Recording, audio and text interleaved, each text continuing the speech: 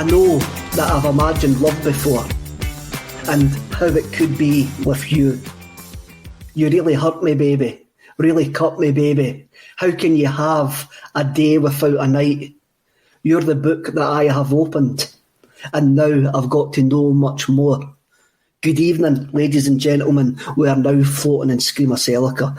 My name's Kevin Graham, and as I'm usually joined with, well, Russell's been here the last couple of weeks, haven't he? It's Boyce. Boyce, how are you getting on tonight, mate? I'm good, Kev. I'm lucky I can remember what you look like, pal, after you've been dinging me for week upon week, mate. Good to have you back. I feel like, there was a bit of me missing before, Kev, but it's good to have you back on, man. Back to my old self. But I know Paul did do a good job. He did do a good job. Paul's a consummate professional, and I'm just an amateur compared to him. I ken I'm an amateur, but I get on with it. Not at all, mate. What I want to say, now that I'm back after my 2-week suspension, was that money is only resting in my account. I didn't mean it. I was going to give it back. It was only resting in my account. So I just want to get that out there before the court case. So it's out in the public domain. Russell, Natasha comes on. Shout out to another excellent shirt from Russell. I'm going to ask you, Russell. I'm going to ask you, Russell. Is that your shirt that you wear on Tinder? Is that your Tinder shirt? No. You know the Tinder thing, mate. I mean, like, it's just not for me, man. Do you know? I mean, like, if folk are looking through 5 pictures of me and then thinking they were going to swipe right, they're like, there's just too much to try and get your head around. Do you know what I mean? So I thought I'll give Tinder a wide berth, because I'm sure if I was on Tinder community would be giving me a wide berth as well. Well, me and Paul came up with something, and we should have patented this, Timder. The dating app for Celtic fans. Brilliant. I like that. Timder. I like that. I think that's what we've got to get all the Celtic dads and all of that on, that their wives have left on Timder. I still think I'd be hopeless at it, like, to be honest with you. Do you know, I've never ever I've never had a missus that I've met online. Just go right up to them, mate. It's the only way. There's Natasha. There's our first customer. Natasha, sign me up, Kev. Paul, we'll need to have a discussion after this.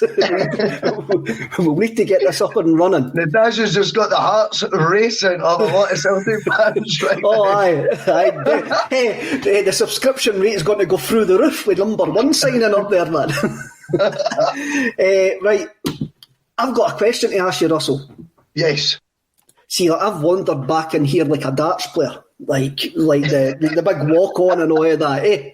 What would be your darts player name? I've got one as well, but I can't. I know. Come on, tell us what your darts player name is. I used to say I'd be called Russell the Line Boyce. Russell the Line. Why am I saying this, man? I shouldn't be allowed on this show, man. How not? It's great. That's what we want. I was always going to be Kev the Madhouse Graham, because I always used to end up in the Madhouse when I played darts for the Newmarket. I always used to end up in the Madhouse after that. So, right, we need to move on. The DeLorean's back. Yes. So it was back last week, but I'm driving this week. So... We're going back to Edinburgh on the 2nd of April 2017. And we've just parked the DeLorean outside the Murrayfield Hotel on the Kirstoffen Road. Now, I like going to Tynecastle. It's one of my favourite stadiums to go to, even though I haven't got a really good history there. It's the only stadium I've ever been punched at and knocked on my arse outside the stadium. And when I was younger, in 1991, I got hit with a thunder flash, which was thrown from the Hearts End, and I got took round behind the guy who threw it. And the Celtic fans pelted him with pound coins that day at Tynecastle. And my dad, who does watch this show, funnily enough, picked up an absolute fortune in pound coins on the way around the track. Thinking on his feet. I like that. Thinking on his feet, Kev. Thinking on his feet, I go, the first time we got moved to the school end, they still parked all the supporters' coaches up at the old, it's now the Corn Exchange. And we walked out and we turned on, I think that is Gorgie Road actually, turned onto Gorgie Road, and I was trying to cross the road to get with other Celtic fans, and this Hearts fan ran by me and absolutely scalped me one, and I ended up under a Ford Escort. I didn't see him coming. Well, you haven't seen me in real life yet, Russell. I'm like, I can get blown away. I'm like a wet paper bag, mate. I'm not a big man whatsoever. Aye, it was some dig the guy hit me and I spun round and ended up underneath a Ford Escort, which is so that. And folks say, why do you like going to Tynecastle? I says, well, it's got history for me. Me and Tynecastle. It is some venue though. It is. I think out of the away grounds, it is the best one, to be fair, to go to. I think the atmosphere, I think the way the stadium sort of, the way it's made, it's sort of like the fans are on the pitch almost, you know what I mean? The touchlines are right on you. A bit like Hart Lane used to be. Very similar round the outskirts of the pitch. The fans kind of that steepness sort of right on top of you. I think it creates a good atmosphere. I always like when Celtic go to Tynecastle. I always think it's a good game. Oh, it's magic. It's great, and especially that they hate us. There's a section of them despise us with a passion, and that makes me wonder, why do they just not go and support Rangers? It's like, if you want to be Rangers fans, just go and be Rangers fans. Stop kidding on like your Hearts fans. Just, if you want to behave like that, there's a club perfect for you that have got a sizable element, not just a small element which will welcome you with open arms. But you're right, Tynecastle is a cracking place, and this was a great day to go because we were gone there to win our league, gone there to win our league title. We were gone for 6 in a row for the third time in our 100 and whatever years unbroken history, and we were going to win the league on match day 30. Now, at this point, Hearts had cut our allocation at Tynecastle, and I was lucky enough to get a ticket this day. And the way the tickets were distributed that day, AC12 would have had a field day at the Celtic office. They would have had a field day with the amount of corruption that went on when the YNA tickets were allocated there. Eh? Yeah. See, Russell, I've been away for 2 weeks and I've brought myself culturally up to date. I like it, mate. I like it. My culture's no stuck in the 90s and the early 2000s. I bring myself right up to date. Even though I haven't watched the whole Line of Duty yet, I'm on series 4 now. But I ken who the baddie is. The radio tell me who the baddie is, so I don't ken whether I need to watch 4, 5 and 6. But anyway, so the way the tickets were distributed for this season, the whole of this season was a disgrace. I mean, I used to do the tickets for the affiliation, and we would be getting phone calls all the time to come on the Friday night to pick up 70 tickets for Ross County, 50 tickets for this away game, 50 tickets for that away game. As soon as Brendan Rodgers turns up, they phone calls stop. Then you get to Tynecastle, and you can tell when you go to Tynecastle that day, there's guys standing outside that stadium who have no missed a game all season. And there's guys walking into that stadium who are at their first away game that season. And that utterly sickens me. And it's something that I hope changes, but money talks, so hopefully that will change, but never change in this modern game, I think the flip side though is, I mean, when we look at what the game was marking, what the team was like at the time, I'll take those negatives, Kev, for what was happening on the pitch at that era. Do you know what I mean? Because it was a match that just encapsulated exactly what the master plan that Rodgers put into place was that season. And I feel like that game, stakes are high, going to go win the league, go do it in style away at Tynecastle, we'll beat them 5-0. And I just think that it's such a game that defines, the joy that was being brought to us, and then by a wonderful management team, and also I'm sure we'll get to it, but a wonderful sort of first team squad as well that was really coming of age. Aye, let's have a wee look at the team that ran out at Tynecastle that day, because Moussa Dembele and Lee Griffiths were injured. So in goals we had Craig Gordon, right back Mikel Lustig, who was replaced by Christian Gamboa on 80 minutes. You even forget Gamboa was at our club. Simonovic, then Boyata, Boyata, who was replaced by Kaulo Toure on 87 minutes. Tierney, Armstrong, Brown, McGregor, Sinclair, Roberts. Paddy Roberts, who was replaced by Gary Mackay-Stephen on 79 minutes, and James Forrest. Now, the subs that day as well, Near Beaton. When I saw Near Beaton was on the bench that day, I think Near Beaton's been on the bench for us for a decade. I think he just permanently sits on the bench. I don't think we've covered the game yet where Near Beaton was there on the bench, Kev. Even the Cadet one, I'm sure Beaton was on the bench. That's what it feels like. Almost feels Near Beaton's on the bench for us. Logan Bailey. Again, another failed Rodgers. Jack Aitchison and Abui Kouassi. That first 11, man, see when you compare that first 11 to what we've watched this season, that first 11's fantastic, yeah? Well, I think when you're taking Dembele and Griffiths out it and you're still that strong, it speaks crazy volumes. Also, if my memory serves me right, Boyata at the back only really came into the team the second half of that season. I think it was more... the Danish boy Sviatchenko that was playing, wasn't it? And Boyata, of course, obviously got a lot of first team football as well initially, and then faded out the team as well. Toure was basically signed to get us into the Champions League, and done that job because I reckon, was that the year we played in Israel? Was it Israel that year? I mean, it was him and O'Connell, was it not, the two centre halves in Israel that night? It may well have been. That's good memory, Kev. I think you're right. O'Connell or something. I think he played both legs. Aye, and Toure basically had a nightmare against Borussia Mönchengladbach that season, right. and that was the last time we really saw him. Obviously, his legs had went, but he came in and done a job, and he's still a member of Brendan Rodgers' backroom staff. Absolutely. There, Boyata came in that season against Albion Rovers in the Scottish Cup, and he never looked back. Yeah. So after the winter break, which was a break, and we went to Dubai, are we allowed to mention Dubai? Is that a bad word now? I think we should just keep it. Say Dubai at that. So he came in for at that game, the Albion Rovers game. I think we played that at Airdrie. Was it that game? I'm sure.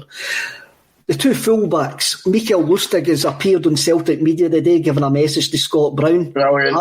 I had a tear in my eye again. I love that big fella, man. Yeah. That is a cult hero. That is a real cult hero.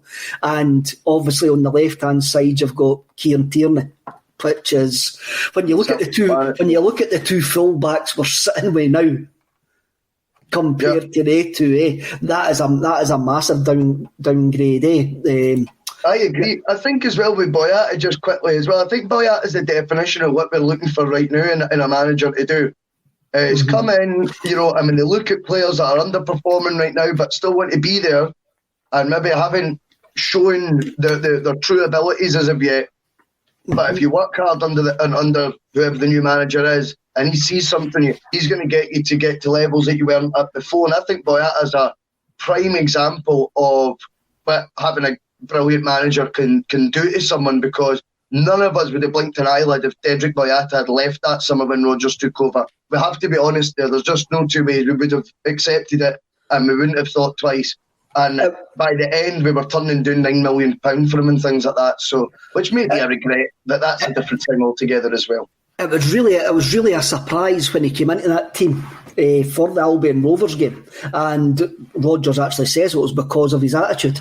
His attitude that he was at the gym, he was training hard. He was showing Rodgers that he wanted to be in that side, And we can only hope Eddie Howe can do the same. I think we can safely say it's Eddie Howe. Can we say it's Eddie Howe? Hopefully we can hope that Eddie Howe does the same. I don't think that's news to anybody that is going to be Eddie Howe, so we'll just... Aye. So the game itself kicks off. So in the 24th minute, we score a cracking goal. Scott Sinclair scores his first of the day. And Scott Sinclair gets the ball in front of the Tynecastle main stand. Yep. He plays a 1-2 with Paddy Roberts, and Sinclair bursts into the box. He takes a great left foot. He takes a great right foot touch. Then he rockets a left foot shot into the back of the net. And I'll tell you what I remember about this goal. I was in the stadium that day. We actually hit it. We actually heard it hitting the back of the net at the Celtic. Totally get it. Yep. Now you've got 16,000 in the stadium, and we actually hear this ball hitting the back of the net. This is not doing the park on a Sunday that you hear the ball hitting the back of the net. This is in a football stadium, which is utterly electric. It shows you the venom he's actually hit that ball with. Yeah, I think with that season alone with the likes of Sinclair, he was totally ruthless that year. Now, I think that's been a pattern for him. I think throughout his career, when he's made a move, he's been one of those folk makes real instant impact. And then, yeah, don't get me wrong, when we got a good few years out of him, we got a couple of really good seasons. Numbers-wise, it's unbelievable. But he certainly seems to be a confidence crisis player, Scott Sinclair. I find it quite sad at times, when you watch someone with all the ability like that he showed on the pitch that day with that goal, the right foot touch, the left foot finish that you're hearing from the other end of the ground, hit the back of the net. And then you look at a guy maybe 2.5 years later who didn't really believe he could take on a man. It was mad. It was what happened. I think it's quite sad stuff like that. And sports psychology is such an interesting thing in that aspect that you go, all you've done is surely increase your confidence levels by the unreal goals and assist numbers that you're getting, the both team and individual awards that you've picked up. And yet, for whatever reason, something happened. And I definitely think it's all in the mind with Sinclair. I felt when his performances ended up dipping in that third season of his. Especially in the third season, but you look at that goal that he scored that day. That's so reminiscent. That's when I would think of Scott Sinclair. I think of that goal. I think of his first season. But when I was looking back at his career, when you look at the number of teams that he's played for, he started at Bristol Rovers, went to Chelsea, loan spells at Plymouth, Queen's Park Rangers, Charlton, Crystal Palace, Birmingham City, and Wigan. Signed for Swansea, went to Man City, and also was on loan at West Bromwich Albion and Aston Villa before he came to us. He had a bit of a nomadic career before he basically found home with us. And it's interesting this season as well that he's actually played 33 games for Preston this season, which I'm quite pleased about. So he's been a mainstay of their squad this season. What's his numbers like? Do you know? He scored 9 goals, 33 games, 9 goals. So it's not bad. It's still not bad. He's not a striker, unless they're utilising him as one. Not a striker, no. 9 from 33 is still, in the Championship, better than a goal every 4 games. It's no bad numbers at all for a winger, is it? That's the bad numbers for a winger. He scored 25 goals for Celtic this season. Moussa Dembele got 32. And we had a player that loved playing with us that day. He seemed to actually get it right away. When he signed, it was a statement signing by Brendan Rodgers. It was a statement going, I'm bringing in a guy that knows how I work, and he's going to show the rest of the squad how I work. And the fact that he hit the ground running, I think it set the tone. The fact that he scored the winning goal that day at Tynecastle in the August set the tone of that season. Yeah, I agree because it could have been a hairy start. If we didn't win that game and it was a draw first game, we're going to be going, geez, is there that much of a difference getting made here or whatever? You know what it's like. In Scottish football, when it's Celtic and Rangers, one draw, one negative result at all can lead to mass hysteria. As we saw this season. Yeah, well, exactly. But to be fair, there's been about 1 million examples of it this season. Do you know what I mean? So they've probably been rightfully put to the sword. But I think at that point, it was so important that Rodgers got off to a win, just to keep the whole Messiah facade all just sort of keeping that bus, you could say, running. Because I think Rodgers, when he was signed, struck the fear into not only across the city but the whole country. Everyone knew, this is a dynamite appointment. And you need guys who know how they operate. And Scott Sinclair got us out of jail in his first start there, and it's no surprise that when he went back there, he went back with a spring in his step, and a man with all the confidence in the world. 3 minutes later, we're 2-0 up, and wee Paddy Roberts is involved in it again. He gets the ball in the middle of the park and Sinclair makes the run. The Hearts defenders try to play him offside, but he's a mile on. Like, Paddy Roberts lays the ball perfectly in front of him, and a right-footed shot, one-on-one with the goalkeeper, bottom corner, and that's us. That's the game virtually done at that point. But the first two goals of this game, we've seen invention and creativity that we've been lacking so much this season. That wee bit of quick thinking by two players who are on the same length, or who are on the same wavelength, who have well coached. They know what they're meant to do in the positions that they're played. And again, this goal is down to that coaching and teamwork. I agree. I think as well. I mean, I've said it before. I think you're looking at two guys there that have got the killer instinct at that point. They've got the eye of the tiger, mate, and that's been completely lacking from this season. Nothing's done impulsively. Nothing is done impulsively. Now, whilst we've criticised Neil Lennon on various, the ACSOM bulletin and things like that, fairly, may I add, but a lot of it was because Lennon just wants you've got the ability to make something happen.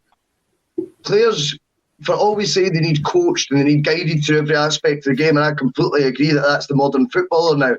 It's still so funny that Rodgers was getting that balance right, where he was coaching them through every aspect of their game, but also giving them that belief to flourish and do things off the cuff, as you would say. Do you know what I mean? Mm-hmm. Such as that sort of interchange there between Roberts and Sinclair. And you're absolutely right. It has been missing this year. It has, but you look back at that time and you go, it wasn't so long ago we were capable of that, and hopefully it won't be too long away in the future as well. It wasn't, and I think it's a sign of the quality of the two players that we had there. I mean, we're playing a centre forward that day. Basically, Paddy Roberts is playing as a false nine, if I want to get into technical terms. I don't know what a false nine is, so I'm just saying it to actually make myself look decent. So he's playing as a centre forward that day, but he's dropping deep and he's dragging the centre halves deep, and he's using his creativity to bring it on. And wee Roberts was fantastic that season as well. I mean, that was his second season with us, because he signed in the January 2016 under Dyler, and he Roberts at this point was fantastic. And when we got him back on loan the following season, I mean, we were all over the moon to get that Paddy Roberts back. That version of Paddy Roberts back, and that's a version of Paddy Roberts that we all remember, rather than now we're four years later. Roberts himself got in that. He scored the fourth goal this day, but in between those goals, in the 55th minute, Kieran Tierney bails up the left wing.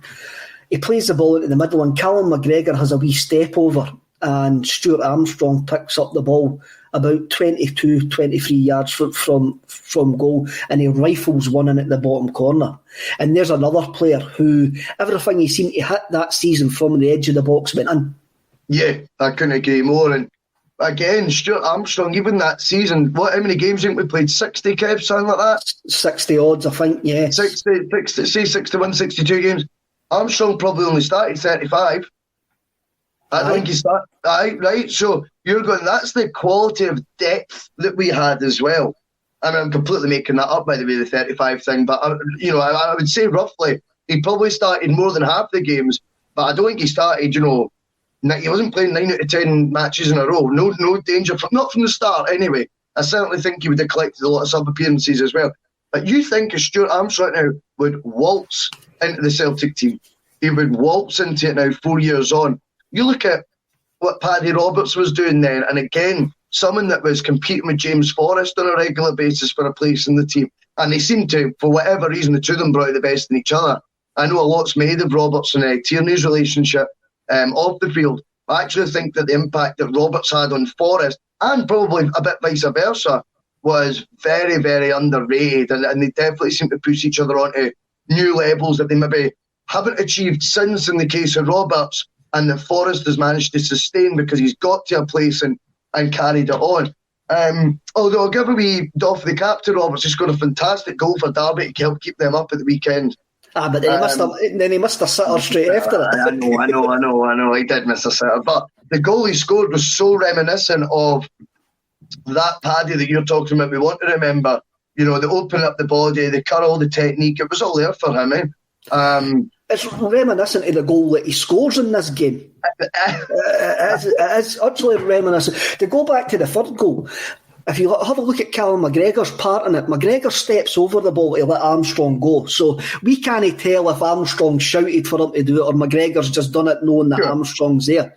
But then you watch McGregor run. McGregor makes a dash into the box because he knows Stuart Armstrong's going to shoot. And McGregor's made that run into the box like a centre forward to go, if that keeper spills it, I'm here.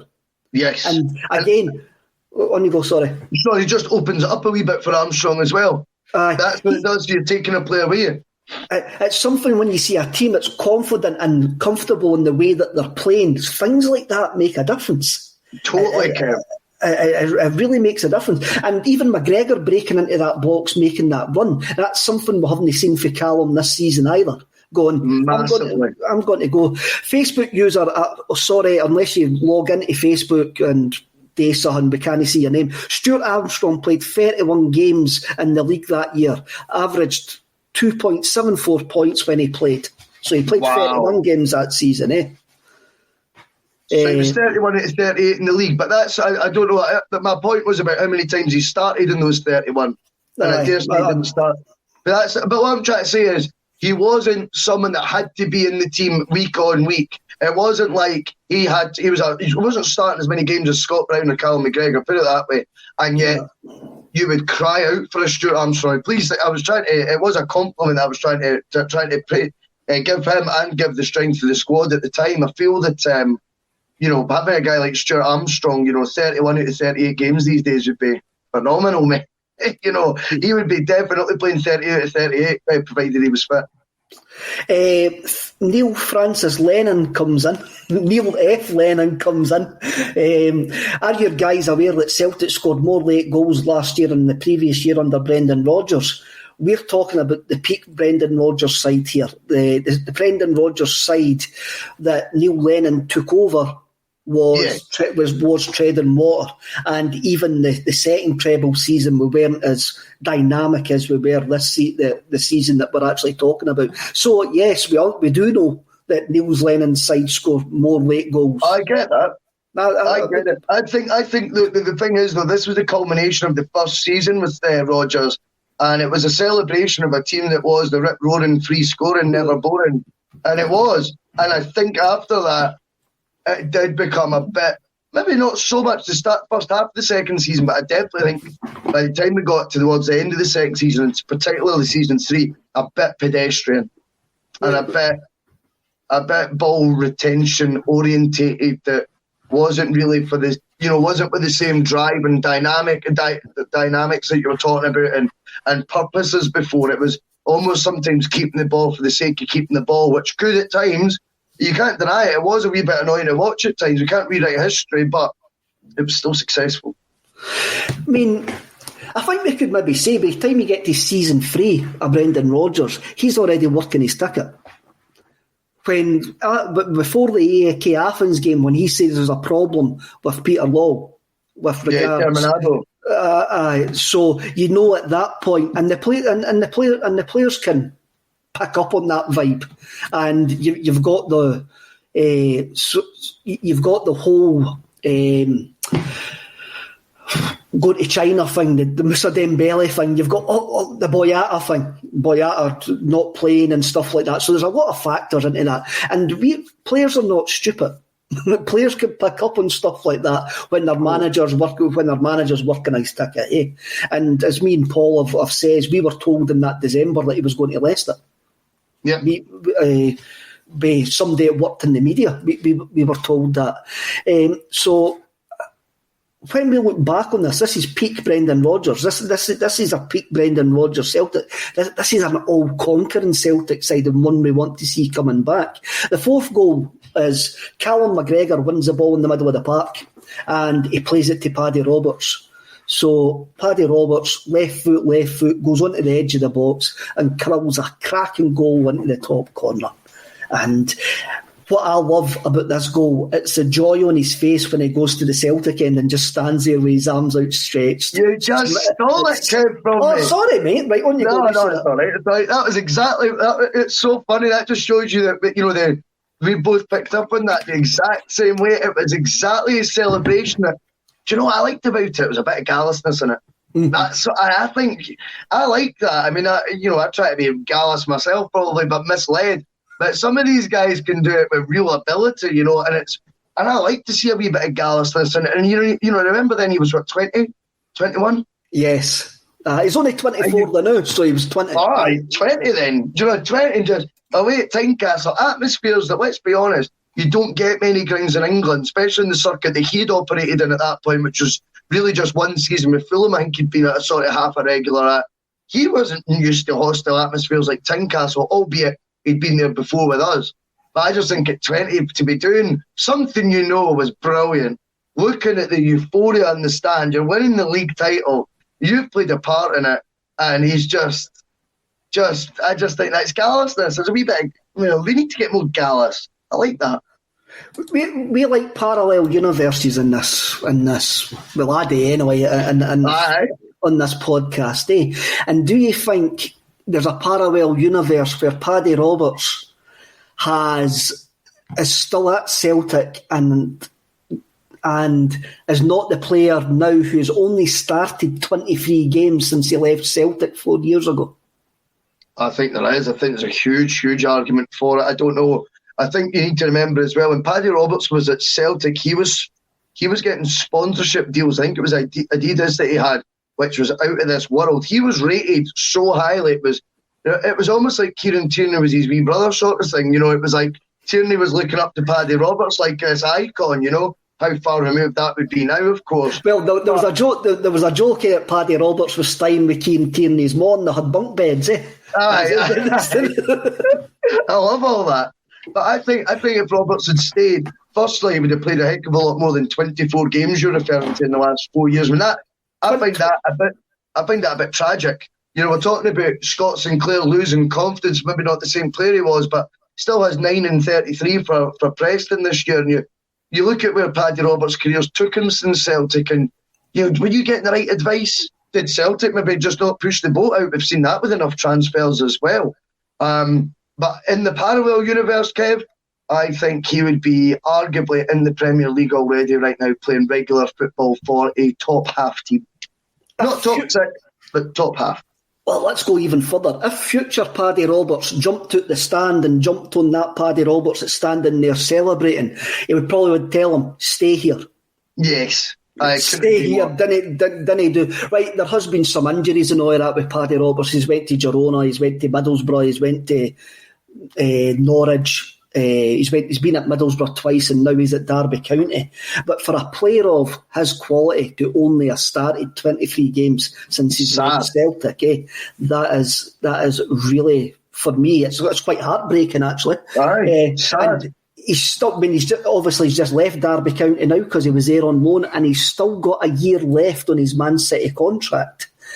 One of the most interesting things when I was doing some research about this, Paddy Roberts has only played 20 professional games for his parent club. So, of all the games, I think he's played about 100 games all in, but he's only played 20 games for his parent club, 19 for Fulham and 1 for Man City.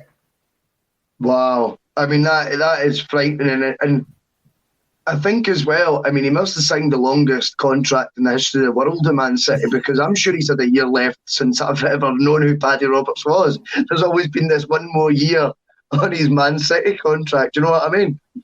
I know, and it's like, even when I looked up that last night, it says he's still got a year left on that Man City contract. I'm going, he has been injured during that period, but you have a look at the periods when you actually have a look on transfermarket.com and that, where I get this information. There's a load of games he just gone on the bench, never gets off the bench. He seems to be in a lot of the squads and doesn't come on. Then when he does come on, he comes on the 81st minute, 79th minute, stuff like that. They seem to throw him on if they need a wee bit of magic to win games. He's actually played the last 8 or 9 games for Derby County, so that could maybe be a destination for him.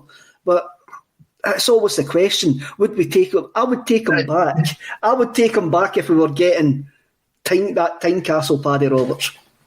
I would take him back in a second. I still would. I mean, I don't think it's the end of the world if we get Paddy Roberts. So we don't get Paddy Roberts, Kev.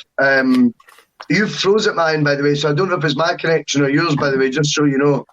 Somebody else's just came in, but I'm fine here, and I can see this. I know you're back alive, mate. It was just in case it was at mine. I didn't know. But I would take him back, to be honest with you. And I know there's a lot of romanticism involved in it, but football is romantic. I also believe there's one heck of a talent in there. And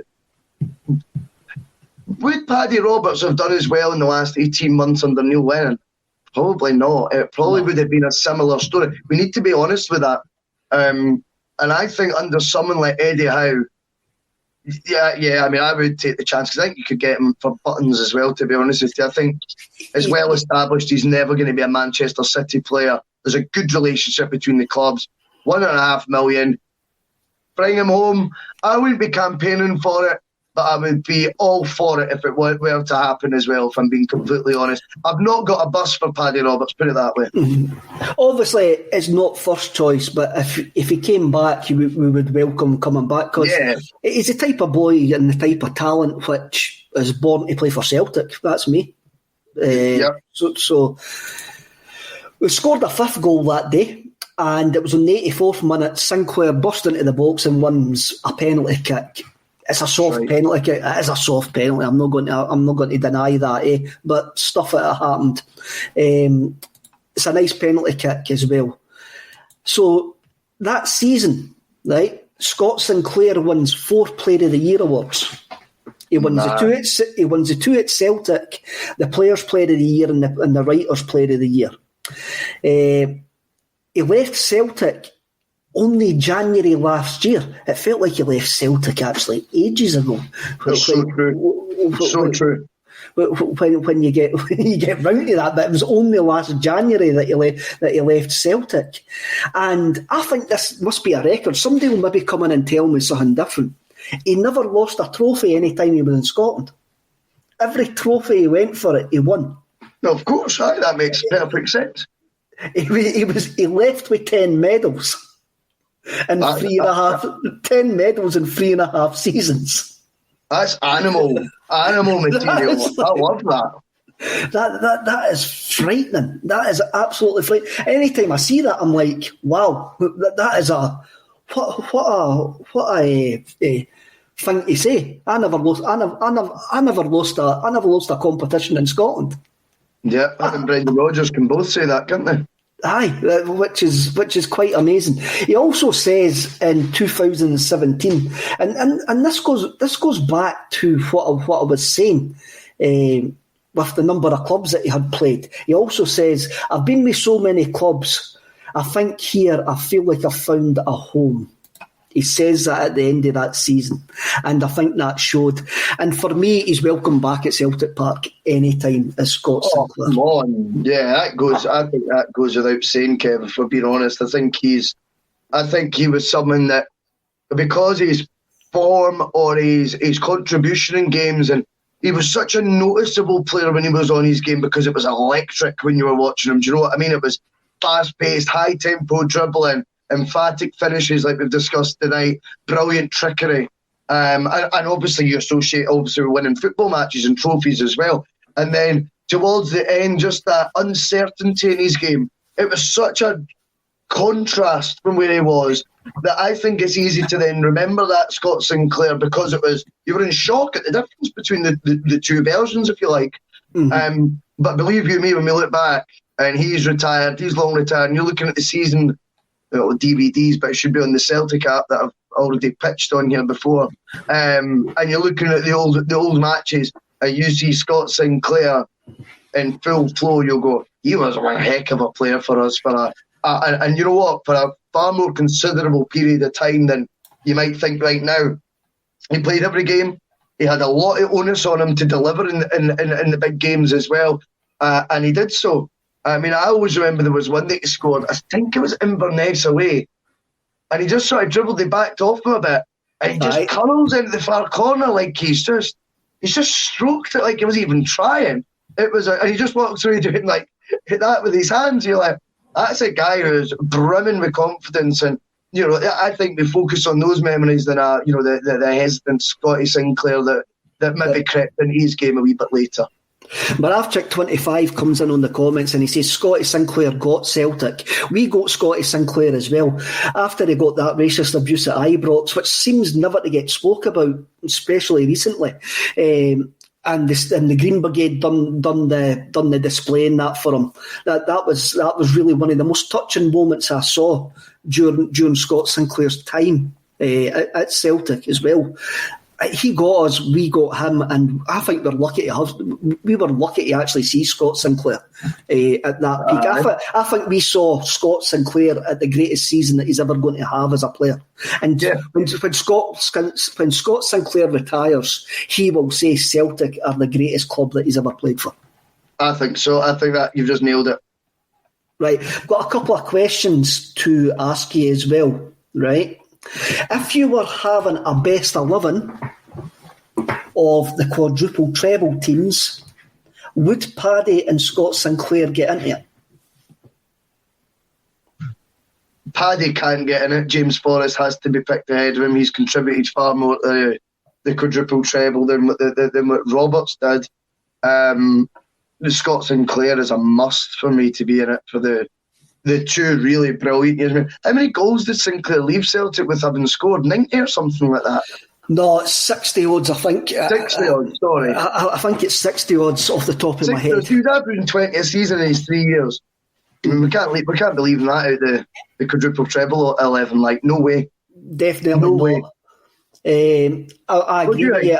I agree with you. Scott Sinclair's a definite to get in the quadruple treble 11. Paddy Roberts, as you say, you've got Forrest there, and it's debatable. I would need to actually think about the formation and all of that, but Sinclair's a definite for me. I think with Sinclair as well, look how much we've not replaced him. Look how difficult it's been to replace him now. Moyes contributed a lot more goals than I think I was aware of this season. I remember we had a debate on the ACSOM bulletin about El Yunus and whether we should keep him permanently and things. And I remember one of you said he'd scored 14 goals. I thought, well, fair enough. Actually, in a terrible team this year, a team that's having a terrible time of it, that's one heck of a return. But it's still nowhere near the numbers that Scott Sinclair was doing. And I think, and it's not from the same position either, because Moyes moved about his role as well in the team. I certainly think that left side, we have never replaced Scott Sinclair at all as effectively. And, you know, you wonder if we let him go at a time that was maybe too early. I mean, I wonder if it was the right time to let him go. Because I just think someone with that experience, that knowledge and that ability, you know, if we've not got an adequate replacement lined up, why let him go? In the last 18 months, I don't think he would have helped us. Where we are at this precise moment in time, I don't think he would have helped us, and I'm actually glad that he left when he did. He left ahead. I'm glad he's away and he's not going to be tarnished. Being about this season. I'm going to ask you another question. That 11 that day: Gordon, Lustig, Simonovic, Boyata, Tierney, Armstrong, Brown, McGregor, Sinclair, Roberts and Forrest. If they played the team that played at Ibrox a couple of weeks ago, and I'm talking about, so McGregor plays McGregor, Brown plays Brown, but they're 4 years younger. Oh, right, Celtic v Celtic, sort of. Celtic v Celtic. How many goals would that team take off the current Celtic rabble? I think you're looking at a similar scoreline at Tynecastle. I think you're looking at 4 or 5-0. I mean, there's no way that current incumbent of my team are going to score against that Rodgers first season team. No way. Boyata and Jozo, whether it be them two, whether it be Kolo, whether it be Sviatchenko at the back, would be able to contain an uninterested Edward all day, every day. Not a problem at all. And that unit of a back four with Lustig and Tierney, well, also they offered going forward, but also strictly defenders. I think people forget that as well with those two. Total defenders. The interchange in the midfield would be bamboozling, perhaps a slightly aging Scott Brown, in fairness to him. And then, up front, I just think, you bring Scott Sinclair coming in for one wing, Paddy Roberts, false nine. This is without Dembele and Griffiths. I'm saying, I know. Fire them in it, and you're going 7 or 8. That's how much there's been a difference, by the way. That's how much that team's been allowed to declare. I'm going to get myself wound up here now, Kev. We're having a good show. But that is crazy how much you can be in a position of strength and let something just fall off a cliff where you just wouldn't back any of these guys now to replace the ones of old. I even know some of them are the same people. I know. And yet you've regressed. Terry Natal Rowe comes in and says, "Don't look back in anger, Russell. Don't look back in anger." I like it, mate. I like it. I know. I'm trying to stay level-headed, my man. Fair dues. And I mean, I think I'm going to quote Ian Brown here. Don't be sad it ended. Be thankful it happened. I think that's a good way. Right. One last question before we go into the music. One last question. Would that 11 beat the current Rangers team? Oh, come on. I don't. Hands down. Hands down. Yeah, I don't think there's a debate there at all. I don't think that. No debate whatsoever. You look at their best players this year, and I think whilst Tavernier, I remember saying, I used to say to my Rangers supporting mate, back then, at that very season, I wanted Celtic to sign James Tavernier. I promise you, he'd back me up on that. He was like, "You what?" I think we should just throw in a bid. Use our skin. At the time, that was obviously we've heard that for a million years. I don't get too focused on all that nonsense. But I wouldn't take Tavernier over Lustig any day of the week. I wouldn't take Tavernier over a one-legged Lustig with a blindfold on and a postman's hat. Nah. Be gone with you. Be gone with that nonsense, Russell. Right, anyway, what my point was, in all the key positions, we had far better players in our lineup than they did. Although the right back option I probably would have took. There we go. I'll sell my soul to the devil. Oh, we need an exorcism here. A player's a player, mate. Somebody call a priest, quick. No. We're going to move on to the music for that time. It's not an extended show this week. We should have told the audience. That because there's other folk in the studio, so we're going to try and fit it into about an hour and 5 minutes. So we'll still be here next Tuesday. Philip DeMarco, I don't know if he's, because there's some strange chat going on tonight. I ken Russell doesn't look at the chat, but no. Fuzzy picture, slow talking and funny hairdos. I'm feeling it. I don't know. Everything seems quite fine at this end. I know, you're freezing all the time, Kev, but it's all good. You can hear you absolutely crystal clear. That's all that matters.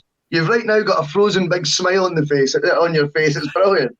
Which is actually quite weird because I'm actually sitting right on top of the router, so I know as if I'm sitting in the kitchen anywhere. Mate, I deal with broadband every day. There's no rhyme or reason for half of it, honestly. I think it's just trying to tell me I need to go down to the studio. I think it's trying to tell me that. Mm-hmm. We'll look at the music for that week, and this really shows you how music's changed since we spoke, right? Me and Russell had a conversation saying that we're likely to struggle the later it goes in music because music's complete and utterly rubbish now. I struggled again. The charts this week. Let me read this to you. Ed Sheeran is number 1 with The Shape of You. He's number 2 with Galway Girl. He's number 5 with Castle on the Hill. He's number 12 with Perfect. He's at number 19 with New Man. He's also at number 22, 23, 27, 28, 33 and 35. And he's got bloody 3 albums in the top 10. That's insane. What's that all about? That just shows you how streaming has changed the way music is. I think Ed Sheeran was the biggest threat to Brendan Rodgers' Invincibles that season, mate. To be honest with you, Wait, when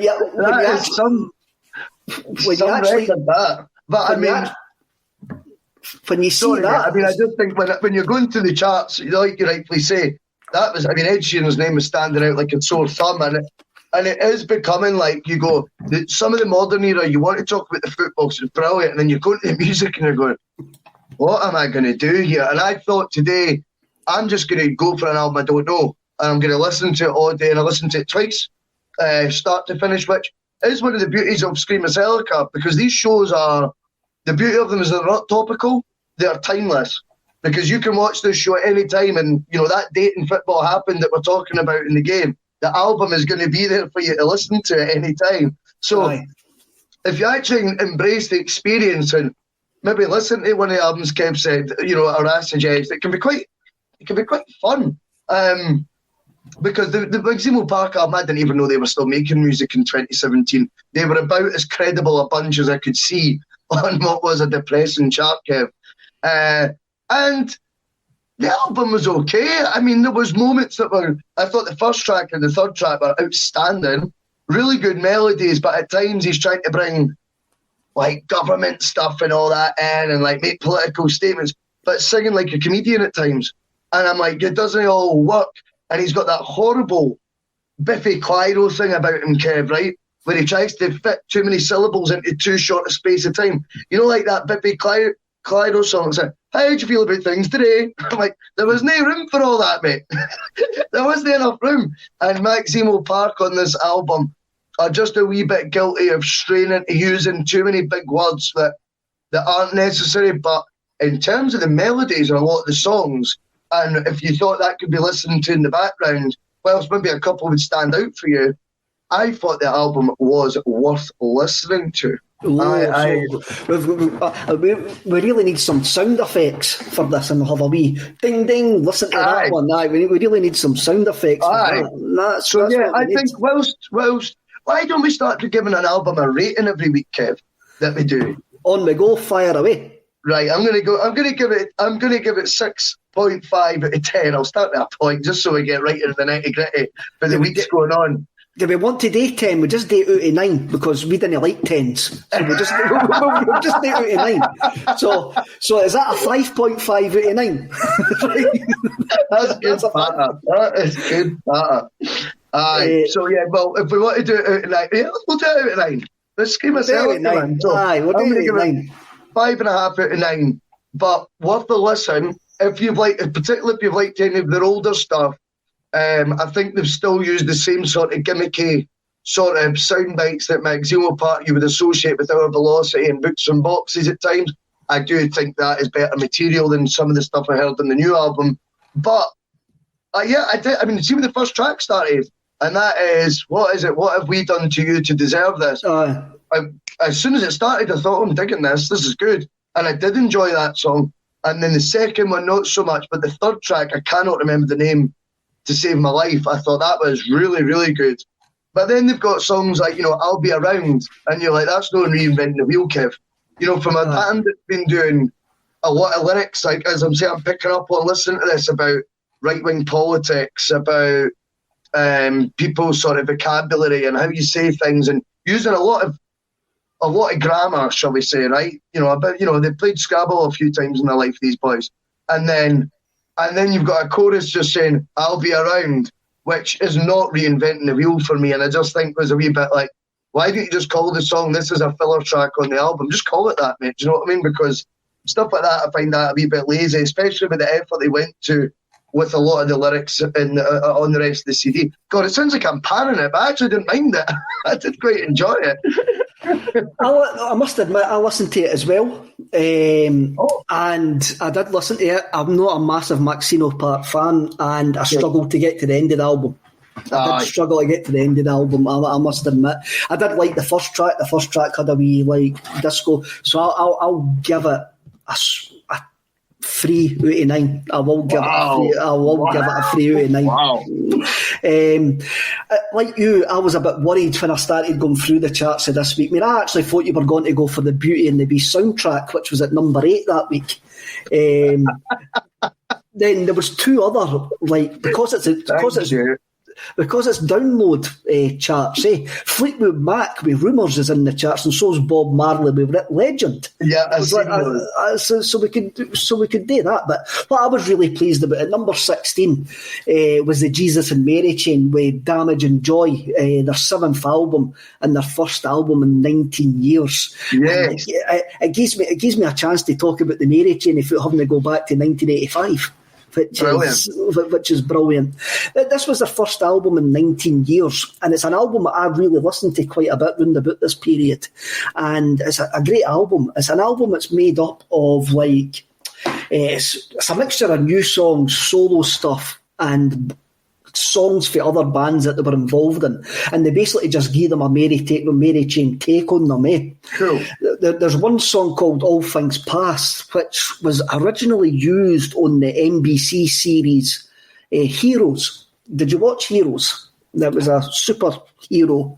It was a superhero like programme. It ran for about 4 series or something like that. And strangely enough, one of the main characters, the actor or the actress, I don't think we're allowed to say that anymore. I think they're all actors. Hayden Panettiere was that's who I named my daughter after. Her name's Hayden. Wow. And that's where we first saw the name. That's where me and my wife first saw the name. Hayden for a girl. Hayden for a girl. So, did you know that she was also married to Vladimir Klitschko? She was Vladimir Klitschko's wife. Wow, that is good stuff. You've always got stuff that is up your sleeve. That's good.